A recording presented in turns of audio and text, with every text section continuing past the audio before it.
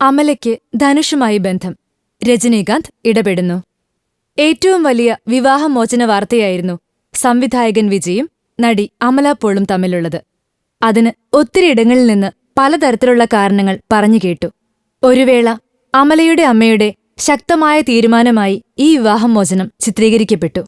എന്നാൽ ആദ്യം തന്നെ കേട്ട വാർത്ത ധനുഷിനൊപ്പം അഭിനയിക്കാൻ പോയത് വിജയുടെ വീട്ടുകാർക്ക് ഇഷ്ടപ്പെട്ടില്ല.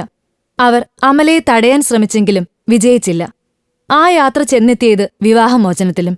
അമലയെ ഈ വിവാഹമോചനത്തിനു ശേഷം തമിഴ് സിനിമ ഒരു അപ്രഖ്യാപിത വിലക്കിലൂടെ നേരിടുകയാണ്. അപ്പോൾ രക്ഷകനായെത്തിയത് ധനുഷാണ്. കബാലിയുടെ 2ാം ഭാഗം നിർമ്മിക്കുന്നത് ധനുഷിന്റെ വണ്ടർബാർ ഫിലിംസാണ്. ഈ ചിത്രത്തിലേക്ക് നായികയായി കണ്ടത് അമലയെയാണ്. എന്നാൽ തന്റെ മകൾ ഐശ്വര്യയുടെ ഭർത്താവായ ധനുഷിന്റെ ഈ നീക്കത്തെ രജനി തുണയ്ക്കില്ലെന്നാണ് വാർത്ത. അതിനു കാരണം തന്റെ മകളുടെ ഭാവിക്ക് മേലുള്ള കരുനീഴലാണ്. ധനുഷും ഒന്നിച്ച് അമല പാർട്ടികളിലും റെസ്റ്റോറന്റുകളിലും പ്രത്യക്ഷപ്പെട്ടിരുന്നു.